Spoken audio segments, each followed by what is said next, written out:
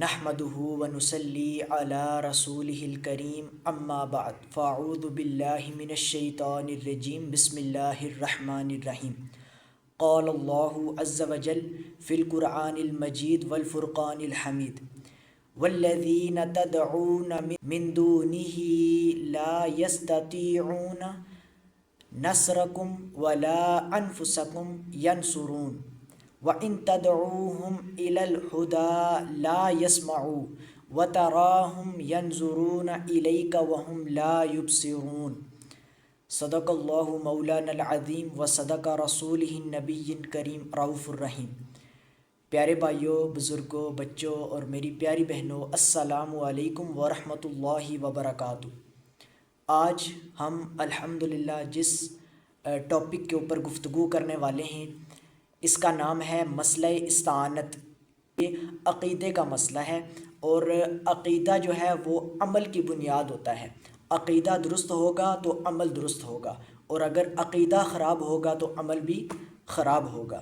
تو آپ نے بغور اس ویڈیو کو مکمل دیکھنا ہے، اور جو آیات اور احادیث ہم بیان کریں گے انشاءاللہ، اور جو وضاحت کریں گے اس حوالے سے، اس کو آپ نے پوری توجہ کے ساتھ سننا ہے تاکہ اس مسئلے کو آپ سمجھ سکیں۔ پیارے بھائیوں، مسئلہ استعانت کے اوپر آج ہم گفتگو کریں گے۔ استعانت کہتے ہیں مدد مانگنے کو، مدد طلب کرنے کو، فریاد کرنے کو، پکارنے کو مدد کے لیے، تو اس کو بولتے ہیں استعانت۔ اس کے اوپر ہم گفتگو کریں گے، اور آخر ہم اس معاملے کو آج جانیں گے انشاءاللہ قرآن اور حدیث کی روشنی میں کہ آخر مسلمان کلمہ پڑھ کر بھی شرک کیوں کرتے ہیں۔ وہ مانتے بھی ہیں کہ عبادت کے لائق صرف اللہ ہے، پھر وہ عبادت میں شرک کیوں کرتے ہیں۔ پیارے بھائیوں، شرک کی جو تیسری قسم ہے نا، الوہیت میں شرک، اس کا دوسرا نام ہے عبادت میں شرک، شرک فی العبادت۔ اور امت مسلمہ میں کئی لوگ اسی شرک کی قسم میں مبتلا ہیں۔ پیارے بھائیوں، شرک کے حوالے سے جیسا میں نے پہلے بتایا تھا کہ شرک اللہ کسی بھی حال میں معاف نہیں کرے گا۔ اللہ اس بات کو برداشت نہیں کرتا کہ اس کے ساتھ کسی اور کو بھی شریک ٹھہرایا جائے۔ پیارے بھائیوں، ہم اس مسئلے کو انشاءاللہ واضح کریں گے آج، مسئلہ استعانت کو۔ پیارے بھائیوں، ہمارا جو پہلا کلمہ ہے، کلمہ طیبہ، وہ دو ہمارے بڑے عقائد پر مشتمل ہے۔ نمبر 1 عقیدہ توحید، اور نمبر 2 عقیدہ رسالت۔ کلمہ طیبہ جو ہے اس میں جو پہلا حصہ ہے اس کا لا الہ الا اللہ، یعنی نہیں ہے کوئی عبادت کے لائق مگر اللہ، یعنی اللہ کے سوا کوئی معبود نہیں، یہ ہے کلمہ توحید۔ اور نمبر 2 اس کا جو دوسرا حصہ ہے محمد الرسول اللہ، محمد اللہ کے رسول ہیں صلی اللہ علیہ وآلہ وسلم، یہ ہے عقیدہ رسالت۔ تو جب اس کا بندہ اقرار کرتا ہے اور اس کی شہادت دیتا ہے تو وہ اسلام میں داخل ہوتا ہے، اور اسی کلمے کی شہادت دوسرے کلمہ شہادت میں دی جاتی ہے۔ پیارے بھائیوں، اس کلمے کا جو پہلا حصہ ہے لا الہ الا اللہ، اس پر ذرا غور کریں، اس کے ترجمے پر، کہ لا یعنی نہیں ہے، الہ معبود، الہ کسے کہتے ہیں؟ معبود۔ لا الہ کوئی معبود نہیں ہے، الا اللہ مگر اللہ، یعنی اللہ کے سوا کوئی عبادت کے لائق نہیں ہے۔ پیارے بھائیوں، اس کلمے میں جو لفظ الہ آیا ہے نا، الہ کا مطلب کیا ہوتا ہے؟ وہ ذات جو عبادت کے لائق ہے، جس کی عبادت کی جائے، جس کی عبادت کی جائے، معبود۔ تو اس میں لفظ الہ پر آپ نے بہت زیادہ غور کرنی ہے، لفظ الہ پر۔ یہ میں چند چیزوں پر آپ کو غور کرنے کا کہوں گا تاکہ آپ کو پورا عقیدہ سمجھ میں آ سکے۔ لفظ الہ پر آپ غور کریں، مطلب معبود، عبادت کے لائق۔ اچھا، اب پیارے بھائیوں، عبادت کا مطلب ہم سمجھتے ہیں کہ عبادت اصل میں کہتے کسے ہیں، عبادت کس چیز کا نام ہے۔ پیارے بھائیوں، عبادت کا جو لغوی معنی ہے، جو لفظی مطلب ہے، وہ ہے غلامی کرنا، بندگی کرنا، اطاعت کرنا، فرما برداری کرنا، ٹھیک ہے، یہ اس کے لغوی معنی میں آتے ہیں، عبادت کے جو لغوی مطلب ہے، ٹھیک ہے۔ جو اس کا اصطلاحی مطلب ہے، جو دین اسلام کی روشنی میں عبادت کا مطلب ہے، وہ ہے اپنے آپ کو مکمل عاجز کر کے، اپنے آپ کو ذلت کے ساتھ، عاجزی کے ساتھ اور محبت کے ساتھ اللہ تعالیٰ کی اطاعت و فرما برداری کرنا، اللہ کی بندگی کرنا مکمل عاجزی کے ساتھ، یہ اس کا اصطلاحی مطلب ہے۔ اچھا، اب آتے ہیں عقیدے کے اوپر۔ عبادت کا مطلب ہمیں پتہ چل گیا۔ اب ہم عبادت کے عقیدے کے اوپر آتے ہیں کہ ہمارا عقیدہ کیا ہونا چاہیے، یعنی کس عقیدے کے ساتھ ہم نے اللہ کی تعظیم کرنی ہے، اللہ کی عبادت کرنی ہے۔ اس حوالے سے پیارے بھائیو یہ بات یاد رکھیں، میں دلائل کے ساتھ واضح کروں گا، یہ میں نے قرآن اور حدیث کی روشنی میں اس عقیدے کو واضح کروں گا کہ یہی عقیدہ ہمیں اللہ کے بارے میں ہونا چاہیے۔ اچھا، اس جملے کو غور سے سنیں۔ کسی بھی ذات کی تعظیم کرنا، چاہے زبان کے ذریعے ہو یا عمل کے ذریعے، اور اس کو پکارنا اس عقیدے کے ساتھ کہ اس کو غیب میں سننے والا یا دعاؤں کو قبول کرنے والا سمجھنا، یا اس کو بغیر کسی سبب کے نفع اور نقصان کا مالک سمجھنا۔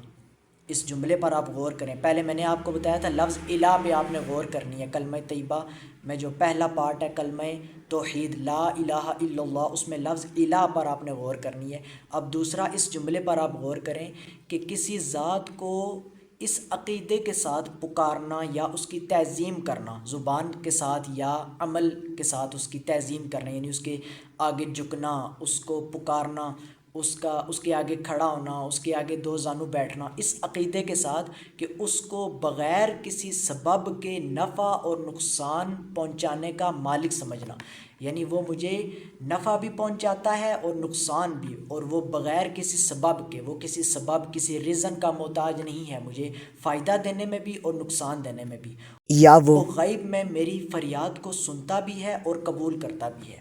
اس عقیدے کے ساتھ اگر اس کو پکاریں گے یا اس کے آگے جھکیں گے یا اس کے آگے ہاتھ باندھیں گے یا دو زانو بیٹھیں گے یا اس کی تعریف کریں گے، یہ سب چیزیں عبادت میں آئیں گی۔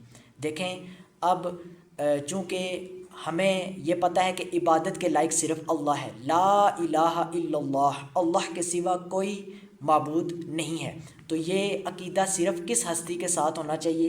اللہ کے ساتھ، جو ہمارا حقیقی کریٹر ہے، ہم سب کا خالق و مالک ہے، تمام کائنات کو پیدا کرنے والا، بارشیں برسانے والا، رزق دینے والا، رزق میں کمی و بیشی کرنے والا، یہ عقیدہ اسی کے ساتھ وابستہ ہے۔ تو یہ جب عقیدہ اللہ کے ساتھ رکھیں گے تو یہ اللہ کی عبادت ہوگی، اور اگر اسی عقیدے کے ساتھ اللہ کے علاوہ کسی اور کو پکاریں گے یا اس کی تعظیم کریں گے تو یہ اس کی عبادت میں آئے گا۔ جو ہمارے کلمہ گو مشرک جو شرک کرتے ہیں، کلمہ پڑھ کر بھی، یعنی مسلمان ہو کر بھی وہ شرک کرتے ہیں، تو وہ انہوں نے جو شرک کی ڈیفینیشن کی ہے نا، شرک فی العبادت کی، اس کو انہوں نے کھول کر بیان نہیں کیا، اسی ڈیفینیشن کو میں نے کھول کر بیان کیا ہے کہ عقیدہ یہ ہونا چاہیے، یہی اصل عقیدہ ہے کہ اللہ کی تعظیم کے حوالے سے، اور یہی عقیدہ جب کسی بندے کے لیے مانیں گے، کسی بھی ہستی کے لیے مانیں گے اللہ کے علاوہ، تو وہ شرک ہو جائے گا۔ کلمہ گو مشرک جو ہے نا، انہوں نے جو شرک فی العبادت ہے، عبادت میں شرک، اس کی یہ ڈیفینیشن بتائی ہے کہ اللہ کے سوا کسی کو الہ مان کر یا خدا مان کر پوجنا، اللہ کے سوا کسی کو الہ مان کر یا خدا مان کر پوجنا، یعنی وہ یہ کہتے ہیں کہ ہم اللہ کی عبادت کرتے ہیں اللہ کو الہ مان کر کے، اللہ ہی معبود ہے، اور اگر ہم کسی بزرگ کو اس عقیدے کے ساتھ اس کو پکاریں گے کہ ہم اس کو خدا مان رہے ہیں، الہ مان رہے ہیں، الہ سمجھ رہے ہیں، تو یہ اس کی عبادت ہوگی جو کہ شرک میں آئے گا، یعنی یہ سمجھ لو کہ اس بزرگ کی ہم عبادت کر رہے ہیں۔ تو یہاں پر وہ کہتے ہیں کہ ہم جب بھی کسی نیک بزرگ کو پکارتے ہیں غیب میں، تو اس کو ہم خدا مان کر تو نہیں پکارتے، اس کو الہ سمجھ کر تو نہیں پکارتے، ہم شیخ عبد القادر جیلانی کو اس عقیدے کے ساتھ نہیں پکارتے کہ ہم ان کو خدا مان رہے ہیں، بلکہ ہم خدا کا بندہ مانتے ہیں شیخ عبد القادر جیلانی کو، اللہ کا بندہ، تو اس کو وہ شرک نہیں سمجھتے۔ وہ کہتے ہیں کہ اگر ہم شیخ عبد القادر جیلانی کو خدا مان کر پکاریں گے تو یہ شرک ہوگا، لیکن اگر خدا کا بندہ مان کر پکاریں گے تو یہ شرک نہیں ہوگا۔ تو میں نے جو انہوں نے شرک فی العبادت کی ڈیفینیشن بتائی ہے نا، وہ جو عقیدہ انہوں نے بتایا، اس عقیدے کو کھول کر بیان کیا ہے، اور میں یہ قرآن سے ہی آج ثابت کروں گا کہ اگر کوئی بندہ شیخ عبد القادر جیلانی کو خدا کا بندہ مان کر ہی پکارتا ہے، خدا مان کر نہیں پکارتا، لیکن اگر وہ اس عقیدے کے ساتھ پکارتا ہے کہ اگر وہ شیخ عبد القادر جیلانی کو غیب میں فریاد کو سننے والا سمجھتا ہے تو اس کا مطلب کہ وہ شیخ عبد القادر جیلانی کو خدا ہی مان رہا ہے، وہ ان کو الہ ہی مان رہا ہے۔ اچھا، عبادت کی ٹرم آپ کو سمجھ میں آ گئی ہوگی یقیناً، اور عبادت کے حوالے سے ہمارا کیا عقیدہ ہونا چاہیے وہ بھی میں نے آپ کو بتا دیا، اور اس کو ہم اب واضح کرتے ہیں قرآن مجید سے۔ پیارے بھائیو، اللہ سبحانہ و تعالیٰ نے قرآن مجید میں واضح ہمیں بتایا ہے، میں آپ کو بتاتا ہوں انشاءاللہ۔ پیارے بھائیو، اللہ سبحانہ و تعالیٰ نے قرآن مجید میں ہم سب سے ایک سوال پوچھا ہے، اور اس سوالیہ انداز میں اللہ تعالیٰ نے ہمیں عقیدہ توحید سمجھا دیا ہے۔ اللہ تعالیٰ پوچھتا ہے سورہ نمل سورت نمبر 27 اور اس کی آیت نمبر 62 کے اندر کہ اعوذ باللہ من الشیطان الرجیم امن یجیب المضطر اذا دعاہ، کہ بھلا بتاؤ تو کہ کون ہے وہ جو بے کس کی پکار کو جب وہ اسے پکارے تو قبول کرتا ہے۔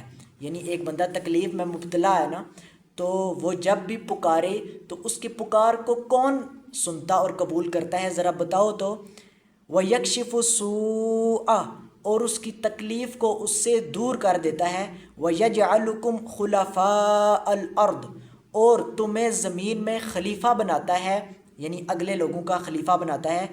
پھر اللہ تعالیٰ نے یہاں پر فرمایا اَإِلَٰهٌ مَّعَ اللَّهِ، کیا اللہ کے ساتھ کوئی اور معبود بھی ہے، یعنی اللہ کے ساتھ بھی کوئی الہ ہے، کوئی معبود ہے جس میں یہ صفات ہوں کہ وہ جب بھی ایک بندہ مصیبت میں مبتلا ہے تو وہ پکارے تو اس کی پکار کو سنے اور قبول کرے، اور اس کی تکلیف کو وَيَكْشِفُ السُّوءَ، اور اس کی تکلیف کو اس سے دور کر دے۔ تو اللہ تعالیٰ یہ بیان کرنے کے بعد اللہ تعالیٰ یہ فرماتا ہے کہ اَإِلَٰهٌ مَّعَ اللَّهِ، کیا اللہ کے ساتھ کوئی معبود ہے، کوئی الہ ہے؟ قلیلا ما تذکرون، بلکہ تم تو بہت کم ہی نصیحت حاصل کرتے ہو۔ اس آیت پر پیارے بھائیو غور کرنے سے ہمیں یہ واضح پتہ چلتا ہے کہ اگر کوئی شخص یہ عقیدہ رکھے کہ وہ جب بھی غیب میں مدد کے لیے پکارے گا کسی ہستی کو، اور وہ ہستی اس کی پکار کو سن کر قبول کرے گی اور اس کی تکلیف دور کر دے گی، تو اس کا مطلب کہ اس نے اسے الہ مان لیا، الہ سمجھ لیا۔ الہ مطلب معبود۔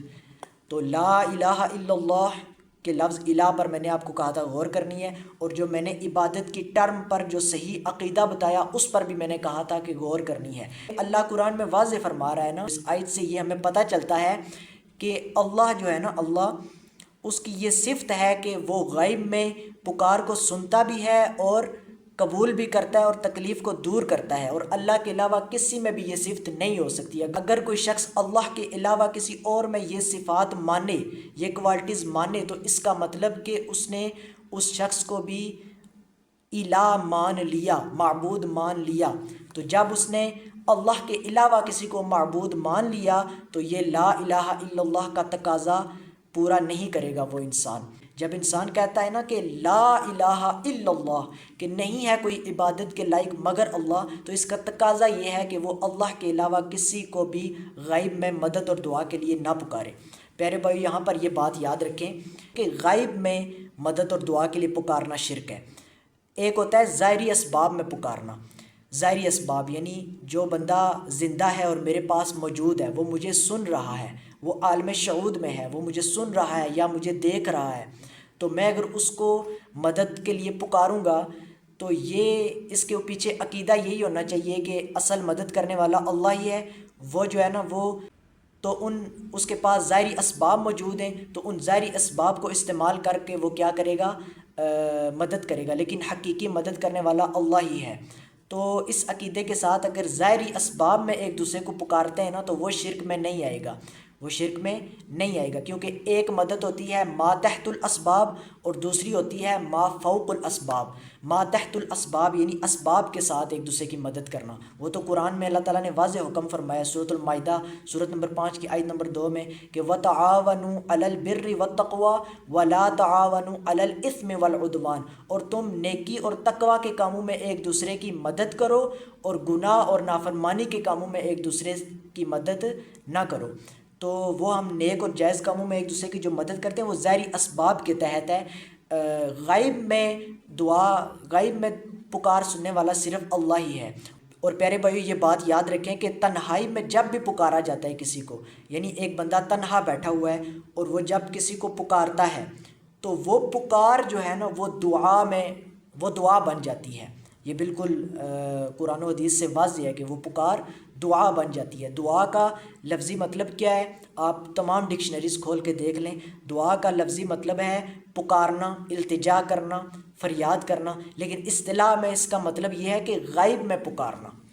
پیارے بھائیو یہ بات بالکل واضح ہے کہ اگر کوئی بندہ تنہائی میں کسی کو پکارتا ہے مدد کے لیے، غائب میں اگر پکارتا ہے، چاہے زندہ کو پکارے چاہے مردہ کو، تو وہ پکارنا آٹومیٹیکلی دعا بن جائے گی، اور دعا اصل عبادت ہے۔ پیارے بھائیو اللہ سبحانہ و تعالیٰ نے واضح قرآن مجید میں فرمایا، سورہ مؤمن سورت نمبر 40 اور اس کی آیت نمبر 60 کے اندر، اعوذ باللہ من الشیطان الرجیم، اللہ نے فرمایا وقال ربکم ادعونی استجب لکم، اور تمہارے رب نے کہا کہ تم مجھ سے دعا کرو، یعنی مجھے پکارو، استجب لکم، میں تمہاری دعا کو، تمہاری پکار کو قبول کروں گا۔ ان الذین یستکبرون عن عبادتی سیدخلون جہنم داخرین، بلا شبہ وہ لوگ جو میری عبادت سے تکبر کرتے ہیں، سیدخلون جہنم داخرین، تو ایسے لوگ جہنم میں داخل ہوں گے ذلیل و خوار ہو کر۔ تو پیارے بھائی یہاں پر واضح اللہ تعالیٰ نے بتایا کہ دعا جو ہے، غائب میں پکارنا، دعا کرنا، یہ عبادت ہے، اور جو اس سے تکبر کرتے ہیں، یعنی اللہ سے دعا نہیں کرتے، اللہ ان کو ذلیل و خوار کر کے دوزخ میں داخل کرے گا۔ اور نبی پاک صلی اللہ علیہ وسلم کی صحیح حدیث بھی موجود ہے جامع ترمذی کے اندر 3372 نمبر، کہ نبی کریم صلی اللہ علیہ وسلم نے فرمایا الدعاء هو العبادہ، دعا ہی عبادت ہے۔ اور پیارے بھائیو یہ استعانت جو ہے نا، دعا والی مدد کے لیے پکارنا، یہ صرف اللہ کے لیے خاص ہے۔ ہم نہ تو انبیاء کو پکار سکتے ہیں علیہم السلام، نہ ہی ولیوں کو پکار سکتے ہیں، نہ ہی صحابہ کرام کو پکار سکتے ہیں رضوان اللہ علیہم اجمعین، اور نہ ہی کسی بھی صالح ہستی کو، کسی کو بھی، ہم زندہ ہو یا مردہ ہو، ہم اس کو غائب میں مدد اور دعا کے لیے نہیں پکار سکتے۔ اگر پکاریں گے تو یہ دعا بن جائے گی، اور دعا ہی اصل عبادت ہے۔ اور پیارے بھائیو نبی پاک صلی اللہ علیہ وسلم کی ایک اور حدیث موجود ہے جامع ترمذی کے اندر صحیح سند کے ساتھ، کہ نبی کریم صلی اللہ علیہ وسلم نے فرمایا اذا سألت فاسأل اللہ واذا استعنت فاستعن باللہ، کہ جب تو سوال کرے تو اللہ ہی سے سوال کر، اور جب تو مدد مانگے تو اللہ ہی سے مدد مانگ۔ اور قرآن میں سورہ فاتحہ میں اللہ تعالیٰ نے واضح عبادت اور استعانت کو اپنے لیے خاص کیا ہے۔ سورہ فاتحہ کی جو درمیانی آیت ہے اس میں کیا فرمایا کہ ایاک نعبد و ایاک نستعین، کہ ایاک نعبد، کہ ہم صرف تیری ہی عبادت کریں، و ایاک نستعین، اور صرف تجھ ہی سے مدد مانگیں۔ تو یہاں پر مدد جو ہے وہ والی ہے جو غائب میں مانگنا ہے، جو کہ دعا کے معنی میں آتی ہے۔ اور یہ جو غائب میں پکارنا ہے نا مدد کے لیے اور دعا کے لیے، اسی کو اللہ نے شرک قرار دیا ہے، کیونکہ یہ شرک فی العبادت ہے، عبادت میں شرک ہے نا، تو اسی سے اللہ تعالیٰ نے منع کیا ہے، اسی کو شرک قرار دیا ہے غائب میں پکارنا۔ کیونکہ میں نے سورہ نمل کی آیت نمبر 62 سے واضح بتایا ہے کہ یہ صرف اللہ ہی کی صفات ہیں، کہ وہ غائب میں سنتا ہے فریاد کو اور قبول کرتا ہے اور تکلیف کو دور کرتا ہے، یہ صرف اللہ ہی کی صفات ہے۔ تو اللہ تعالیٰ نے فرمایا سورہ نحل سورت نمبر 16 آیت نمبر 20 اور 21 کے اندر، والذین یدعون من دون اللہ، اور وہ لوگ جن کو یہ اللہ کو چھوڑ کر پکارتے ہیں، لا یخلقون شیئا وہم یخلقون، وہ کسی بھی چیز کے خالق نہیں ہیں بلکہ وہ خود پیدا کیے گئے ہیں، وہ خود مخلوق ہیں، وہ خود پیدا کیے ہوئے ہیں۔ آیت نمبر 21 میں اللہ تبارک و تعالیٰ فرماتے ہیں اموات غیر احیاء، وہ مردہ ہیں، زندہ نہیں ہیں، وما یشعرون ایان یبعثون، اور انہیں یہ بھی شعور نہیں کہ وہ کب اٹھائے جائیں گے۔ پیارے بھائی یہ بات یاد رکھیں کہ یہاں پر جب ہم یہ آیات پیش کرتے ہیں نا، اسی طرح وہ آیتیں بھی، کہ اللہ تعالیٰ نے فرمایا کہ جس میں کہ جن کو تم اللہ کو چھوڑ کر پکارتے ہو وہ ایک مکھی بھی پیدا نہیں کر سکتی۔ جب اس طرح کی ہم آیتیں بیان کرتے ہیں تو کلمہ گو مشرک ہمیں یہ کہتے ہیں کہ یہ تو بتوں کے بارے میں نازل ہوئی ہیں، جو بتوں کو پکارتے تھے، تم یہ ہمارے بزرگ باپوں پہ کیوں فٹ کرتے ہو، تم تو خارجی ہو گئے ہو، نعوذ باللہ۔ پیارے بھائی یہ بات یاد رکھیں کہ کفار مکہ جو تھے نا، وہ بتوں کو نہیں پکارتے تھے بلکہ وہ بزرگوں کو پکارتے تھے۔ کیونکہ جو انہوں نے بت بنائے ہوئے تھے نا، وہ بت انہوں نے جو ان کے نزدیک جو بندہ نیک فوت ہو جاتا تھا نا، اس بندے کی نسبت پر وہ بت منسوب کر دیتے تھے، اور پھر اس کا احترام وہ لازمن جانتے تھے۔ جو ان کے نزدیک جو نیک ہستی فوت ہو جاتی تھی نا، اس کے نام کا بت بنا لیتے تھے، مجسمہ، اور اس کی عبادت وہ شروع کر دیتے تھے۔ تو اللہ تعالیٰ نے دیکھے نا اس آیت میں واضح فرمایا کہ وہ مردہ ہیں، زندہ نہیں ہیں، اور انہیں یہ بھی معلوم نہیں کہ وہ کب اٹھائے جائیں گے۔ اسی طرح وہ کسی چیز کے خالق نہیں ہیں، بلکہ وہ خود مخلوق ہیں۔ تو پیارے بھائیو، مجھے بتائیں، اگر یہ بتوں کے بارے میں نازل ہوئی ہوتی تو بتوں کو اٹھائے جانے کا تو سوال ہی پیدا نہیں ہوتا۔ اور اسی طرح اگر پھر بھی کسی کو سمجھ نہیں آئی تو چند اور آیات بھی ہم پیش کر دیتے ہیں انشاءاللہ۔ سورۃ الفاتر، سورت نمبر 35 کی آیت نمبر 13 اور 14 میں۔ آیت نمبر 13 میں فرمایا، آیت نمبر 13 کا آخری حصہ، وَالَّذِينَ تَدْعُونَ مِن دُونِهِ مَا يَمْلِكُونَ مِن قِطْمِيرٍ، وَالَّذِينَ تَدْعُونَ مِن دُونِهِ، اور جنہیں تم اللہ کے سوا پکارتے ہو، ما یملکون من قطمیر، وہ تو کھجور کی گٹلی کے چھلکے کے بھی مالک نہیں۔ ان تدعوہم لا یسمعوا دعاءکم، اگر تم انہیں پکارو تو وہ تمہاری پکار سنتے ہی نہیں۔ یہاں پہ پکار کو اللہ واضح دعا کہہ رہا ہے، لا یسمعوا یعنی نہیں سنتے، دعاءکم تمہاری دعا کو۔ پیچھے کیا فرمایا، ان تدعوہم اگر تم انہیں پکارو، لا یسمعوا دعاءکم تو وہ تمہاری دعا کو نہیں سنتے، ولو سمعوا اور اگر سن بھی لیں، مستجابوا لکم تو وہ قبول نہیں کر سکتے، وہ دعا کو قبول نہیں کر سکتے۔ ویوم القیامت یکفرون بشرکہم، اور پھر اللہ اس کو شرک قرار دے رہا ہے، غائب میں مدد اور دعا کے لیے پکارنا۔ وَيَوْمَ الْقِيَامَةِ اور قیامت کے دن، یکفرون وہ انکار کر دیں گے، بشرککم تمہارے شرک کا، یعنی تم نے جو اللہ کو چھوڑ کر انہیں پکارا نا مدد کے لیے، تو یہ جو تم نے دعا مانگتے ہو تم، تو اس کو وہ سنتے ہی نہیں ہیں۔ اور اگر بالفرض اللہ تعالیٰ مثال کے طور پر کہہ رہا ہے کہ اگر بالفرض وہ سن بھی لیں تو اس دعا کو قبول نہیں کر سکتے، تمہاری مشکل حل نہیں کر سکتے، اور قیامت کے دن وہ اس شرک کا انکار کر دیں گے۔ وہ اللہ کے حضور کہیں گے، یا اللہ ہمیں پتہ ہی نہیں ہے کہ یہ ہمیں پکارا کرتے تھے۔ یہ وہ تب ہی کہیں گے نا جب انہوں نے سنا ہی نہیں۔ تو اس سے یہ عقیدہ بھی کلیئر ہوتا ہے کہ اگر کوئی شخص زندہ ہو یا مردہ ہو، وہ غائب میں اگر اس کو پکارا جائے گا تو وہ پکار کو نہیں سنتا۔ اور سماع موتیٰ کا عقیدہ بھی کلیئر ہوتا ہے کہ جو دنیا سے چلے گئے وہ نہیں سنتے، کیونکہ قیامت والے دن وہ اس شرک کا انکار کر دیں گے۔ انکار تب بھی کریں گے نا جب انہوں نے سنا ہی نہیں۔ تو دیکھیں، بت تو انکار نہیں کریں گے نا قیامت والے دن کہ یا اللہ ہم انکار کرتے ہیں، یہ لوگ ہمیں نہیں پکارتے تھے۔ بتوں کو اٹھائے جانے کا بھی سوال ہی پیدا نہیں ہوتا۔ بتوں کا تو حشر نہیں ہوگا نا، حشر تو جن و انس کا ہوگا۔ تو بتوں کو جو لوگ پکارتے تھے نا کفار مکہ، وہ اصل میں بتوں کو نہیں، بلکہ جس بزرگ کے نام پر بت منسوب ہو جاتا تھا نا، اس بزرگ کو، ان کا عقیدہ یہ تھا کہ ہم اس بزرگ کو پکار رہے ہیں۔ تو آج کل کے جو مسلمان قبر پرست ہیں نا، وہ بھی قبر کو نہیں پکار رہے ہوتے، وہ قبر والے کو پکار رہے ہوتے ہیں کہ جو بندہ اس دنیا سے چلا گیا۔ اور ہم اور بھی انشاءاللہ آیات کو واضح کر دیتے ہیں انشاءاللہ۔ اور اگر ابھی بھی کسی کو شک ہے تو ہم ایک اور آیت بیان کر دیتے ہیں، اس سے بھی بالکل واضح ہو جائے گا کہ وہ بت نہیں ہیں بلکہ وہ بزرگ ہیں جن کو وہ پکار رہے ہیں۔ اللہ تبارک و تعالیٰ فرماتے ہیں سورہ الاعراف، سورت نمبر 7، اس کی آیت نمبر 194 کہ ان الذین تدعون من دون اللہ، کہ بلا شبہ وہ لوگ جنہیں تم اللہ کو چھوڑ کر پکارتے ہو، عباد وہ بندے ہیں، امثالکم تمہاری طرح کے، فدعوہم فاستجیبوا لکم ان کنتم صادقین، سو تم ان کو پکارو، پھر ان کو چاہیے کہ تمہاری بات کو قبول کریں، ان کنتم صادقین اگر تم سچے ہو تو۔ اللہ تعالیٰ فرما رہا ہے کہ جن کو تم اللہ کو چھوڑ کر پکارتے ہو نا، وہ تمہاری طرح کے ہی بندے ہیں۔ اللہ فرما رہا ہے تم سچے ہو تو ان کو پکارو، پھر چاہیے کہ وہ تمہاری پکار کو قبول کریں، لیکن وہ قبول نہیں کریں گے۔ صرف اللہ ہی قبول کرنے والا ہے غائب میں پکارنے والے کی فریاد۔ اچھا، تو یہاں پر اللہ کیا فرما رہا ہے کہ وہ تمہاری طرح کے ہی بندے ہیں، عباد امثالکم، کہ وہ تمہاری ہی مثل بندے ہیں۔ مجھے بتائیں، اگر یہ بتوں کے بارے میں ہوتی تو کیا بت بندے ہیں؟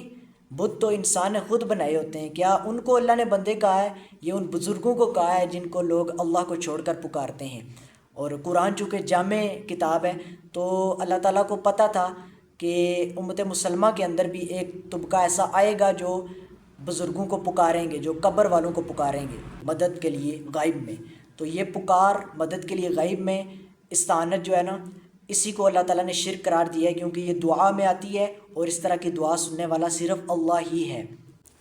اچھا، ابھی بھی اگر کسی کو یہ شک ہے کہ یہ بزرگ نہیں بلکہ بت تھے، تو اللہ تعالیٰ نے ایک بزرگ کا نام لے کر ہی اس مسئلے کو واضح کر دیا۔ پیارے بھائیو، آپ کو پتہ ہوگا کہ عیسائیوں نے جو سب سے بڑا شرک کھڑا کیا ہے نا، وہ حضرت عیسیٰ علیہ السلام اور ان کی ماں مریم کے نام کے اوپر کھڑا کیا ہے۔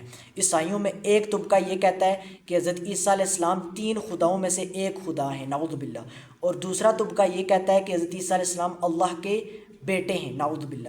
تو ان دونوں نے طبقوں نے جو شرک کھڑا کیا ہے نا، وہ حضرت عیسیٰ علیہ السلام کے نام پر کھڑا کیا ہے، اور حضرت عیسیٰ علیہ السلام اللہ تعالیٰ کے جلیل القدر پیغمبر ہیں۔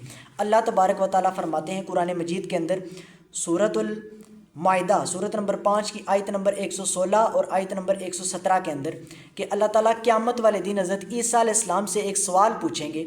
اللہ تعالیٰ فرماتا ہے وَإِذْ قَالَ اللَّهُ يَا عِيسَى ابْنَ مَرْيَمَ أَأَنْتَ قُلْتَ لِلنَّاسِ اتَّخِذُونِي وَأُمِّيَ إِلَٰهَيْنِ مِن دُونِ اللَّهِ۔ اللہ فرماتا ہے کہ اور وہ وقت یاد کرو جب اللہ فرمائے گا کہ اے عیسیٰ مریم کے بیٹے، کیا تم نے ان سے کہا تھا کہ مجھ کو اور میری ماں کو اللہ کو چھوڑ کر معبود بنا لینا، الہ بنا لینا؟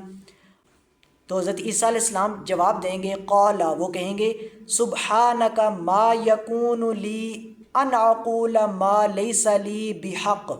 تو حضرت عیسیٰ علیہ السلام جواب دیں گے کہ اے اللہ، تیری ذات پاک ہے، مجھے یہ زیب نہیں دیتا کہ میں وہ بات کہوں جو کہنے کا مجھے حق نہ پہنچتا ہو۔ ان کنت قلتہ فقد علمتہ تعلم ما فی نفسی ولا اعلم ما فی نفسک۔ اگر میں نے کہا بھی ہوتا تو تجھ کو علم ہوتا، کیونکہ تو میرے نفس کی بات بھی جانتا ہے اور میں تیرے دل کی بات نہیں جان سکتا۔ پھر حضرت عیسیٰ علیہ السلام اس کے بعد کہیں گے انک انت علام الغیوب، کہ اے اللہ بلا شبہ تو تمام غیبوں کا جاننے والا ہے۔ ما قلت لہم الا ما امرتنی بہ ان اعبدوا اللہ ربی وربکم، کہ میں نے اس کے سوا انہیں کچھ نہیں کہا تھا مگر وہی جو تو نے مجھے حکم فرمایا تھا، اور وہ یہ کہ اللہ ہی کی عبادت کرو جو میرا اور تمہارا رب ہے۔ وَكُنْتُ عَلَيْهِمْ شَهِيدًا مَا دُمْتُ فِيهِمْ، جب تک میں ان میں رہا تو میں ان کو دیکھتا رہا۔ فَلَمَّا تَوَفَّيْتَنِي كُنْتَ أَنْتَ الرَّقِيبَ عَلَيْهِمْ، پھر جب تو نے مجھے دنیا سے اٹھا لیا تو ان کا نگہبان تو ہی تھا۔ وَأَنْتَ عَلَىٰ كُلِّ شَيْءٍ شَهِيدٌ، اور بے شک ہر چیز کو دیکھنے والا تو ہی ہے۔ یعنی حضرت عیسیٰ علیہ السلام کو اللہ تعالیٰ قیامت والے دن بلائے گا اور کہے گا کہ اے عیسیٰ مریم کے بیٹے، کیا تو نے ان سے کہا تھا، یعنی اپنی قوم سے تو نے کہا تھا کہ مجھ کو اور میری ماں کو اللہ کو چھوڑ کر معبود بنا لینا، کارساز بنا لینا؟ تو حضرت عیسیٰ علیہ السلام انکار کر دیں گے کہ اے اللہ، مجھے یہ زیب نہیں دیتا کہ میں وہ بات کہوں جو مجھے کہنے کا حق نہ پہنچتا ہو۔ اگر میں نے کہا ہوتا تو تجھے علم ہوتا، اور اپنے علم کی پھر نفی کی، اور پھر فرمایا کہ تو غیبوں کا جاننے والا ہے، اور پھر فرمایا کہ میں نے تو ان سے یہی کہا تھا کہ اسی اللہ کی عبادت کرو جو میرا بھی اللہ ہے اور تمہارا بھی، جو میرا بھی رب ہے اور تمہارا بھی۔ اور پھر حضرت عیسیٰ علیہ السلام نے سماع موتا کا عقیدہ بھی کلیئر کر دیا کہ اے اللہ، جب تک میں ان میں موجود رہا، ان کے درمیان رہا، یعنی دنیا میں جب رہا تو میں ان کو دیکھتا رہا، یعنی میں ان کو ان کے حالات سے باخبر رہا، لیکن جب تو نے مجھے دنیا سے اٹھا لیا تو ان کا نگہبان تو ہی تھا، یعنی پھر میں نہیں ان کو دیکھتا تھا، پھر تو ہی دیکھتا تھا۔ بے شک ہر چیز کو دیکھنے والا تو ہی ہے۔ تو مجھے بتائیں کہ حضرت عیسیٰ علیہ السلام نعوذ باللہ بت تھے یا پیغمبر تھے؟ تو پیغمبر کے نام پر بہت بڑا شرک کھڑا ہوا ہے، تو پیغمبر کو بھی آپ نہیں پکار سکتے غیب میں مدد اور دعا کے لیے، پکاریں گے تو یہ شرک ہو جائے گا۔ اور پیارے بھائیو، اس کے اوپر ایک اور حدیث بھی میں آپ کو بیان کر دوں، بخاری مسلم دونوں میں موجود ہے، کہ یہ اس سے 3 عقیدے کلیئر ہو جاتے ہیں۔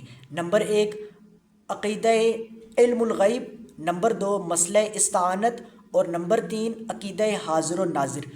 وہ جو پیارے بھائیو 70 قاریوں کو صحابہ کرام میں 70 حفاظ کرام کو، 70 قاریوں کو جو بے دردی کے ساتھ شہید کیا گیا، وہ واقعہ وہ اس طرح کہ میں پورا واقعہ تو بیان نہیں کر سکتا، میں لب لباب اور مفہوم بیان کر دیتا ہوں، حدیث سامنے ایکسپلین کر دوں گا، آپ پڑھ لیجئے گا، تحقیق کر لیجئے گا۔ نبی صلی اللہ علیہ وسلم کے پاس ایک قوم آئی اور انہوں نے یہ درخواست کی کہ اے اللہ کے رسول صلی اللہ علیہ وسلم، آپ اپنی امت میں سے 70 قاریوں کو ہمارے ساتھ روانہ کر دیں جو کہ ہمارے بچوں کو قرآن اور سنت کی تعلیم دیں۔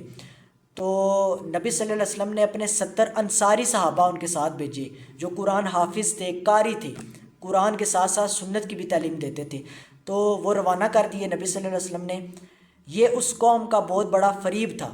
پیارے بھائیوں، منزل تک پہنچنے سے پہلے ہی رستے میں ہی اس قوم نے دھوکے سے ان پر حملہ کر دیا اور ان کو بے دردی سے شہید کر دیا، اور ان میں کئی صحابہ کو گرفتار بھی کر لیا اور بہت سو کو شہید کر دیا۔ یہ بہت جو ہے وہ دردناک واقعہ ہے اسلام کی تاریخ میں۔ صحابہ کرام 70 شہید ہو گئے۔ جب وہ شہید ہو رہے تھے نا صحابہ، تو انہوں نے اللہ کو پکارا کہ اے اللہ، تو اپنے نبی کو ہمارے حالات کی خبر کر دینا کہ ہم صرف اے اللہ تیری رضا کے لیے دین پر استقامت کے ساتھ شہید ہو رہے ہیں، ہم یعنی صرف تیری رضا کے لیے شہید ہو رہے ہیں، جان قربان کر رہے ہیں، اے اللہ تو اپنے نبی کو خبر کر دینا۔ اب پیارے بھائیوں سے 3 عقیدے کلیئر ہوئے۔ نمبر 1، مسئلہ استعانت، مدد طلب کرنے کا اور پکارنے کا مسئلہ، کہ صحابہ کرام نے اللہ ہی کو پکارا، نبی صلی اللہ علیہ وسلم کو نہیں پکارا، نبی صلی اللہ علیہ وسلم کو نہیں پکارا مدد کے لیے، صرف اللہ ہی کو پکارا کہ اے اللہ تو اپنے نبی کو ہمارے حالات کی خبر کر دینا۔ اور دوسرا مسئلہ حاضر و ناظر کا بھی کلیئر ہوا کہ نبی صلی اللہ علیہ وسلم حاضر و ناظر نہیں ہوتے، کیونکہ اگر نبی صلی اللہ علیہ وسلم حاضر و ناظر ہوتے تو صحابہ کرام ڈائریکٹ رسول اللہ علیہ وسلم کو پکارتے، اللہ کو نہ پکارتے۔ اور تیسرا، علم الغیب کا عقیدہ بھی کلیئر ہوا کہ نبی صلی اللہ علیہ وسلم کو جب تک اللہ وحی کے ذریعے نہ بتائے کسی حالت، نبی صلی اللہ علیہ وسلم کو غیب کا علم نہیں ہوتا تھا، خود سے نبی پاک صلی اللہ علیہ وسلم غیب نہیں جان سکتے تھے جب تک اللہ نہ بتائے، خبر نہ دے، جب تک اللہ وحی کے ذریعے۔ تو اس سے تینوں عقیدے کلیئر ہوئے۔ اور اسی طرح پیارے بھائیو، غیر اللہ سے استعانت بہت بڑا جرم ہے۔ نبی صلی اللہ علیہ وسلم کی اس حوالے سے، اس کے انجام کے حوالے سے صحیح حدیث موجود ہے جامع ترمذی کے اندر 2574 نمبر حدیث صحیح سند کے ساتھ، کہ نبی صلی اللہ علیہ وسلم نے فرمایا، قیامت والے دن دوزخ سے ایک گردن نکلے گی جس کی 2 آنکھیں ہوں گی جن سے دیکھے گی، 2 کان ہوں گے جو سنیں گے، اور ایک زبان ہوگی جو بولے گی، اور وہ یہ کہے گی کہ مجھے 3 لوگوں پر مسلط کیا گیا ہے۔ نمبر 1، ہر سرکش ظالم پر، نمبر 2، ہر اس شخص پر جو اللہ کے سوا دوسروں کو پکارتا تھا، یعنی غیب میں مدد کے لیے پکارتا تھا، اور نمبر 3، مجسمہ یعنی تصاویر بنانے والوں پر۔ تو یہ بہت سخت انجام ہے۔ اور شرک کی ہر قسم سے بچنا چاہیے۔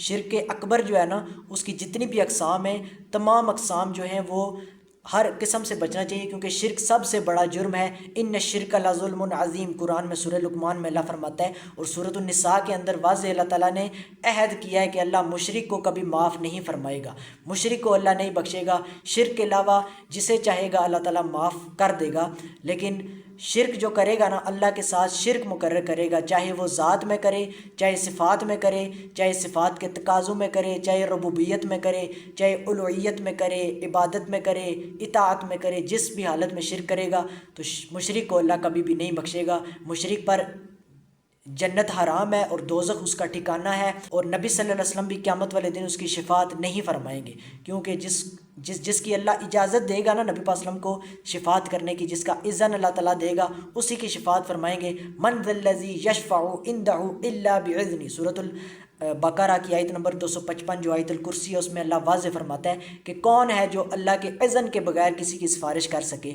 اللہ تعالیٰ نے واضح شرک کے حوالے سے عہد کیا ہے کہ اللہ مشرک کو نہیں بخشے گا۔ تو شرک جو ہے نا، یہ اس سے بچنا چاہیے، عقیدہ ہمارا درست ہونا چاہیے۔ اللہ تعالیٰ سے دعا ہے کہ اللہ تعالیٰ ہمیں شرک سے محفوظ رکھے، آمین یا رب العالمین۔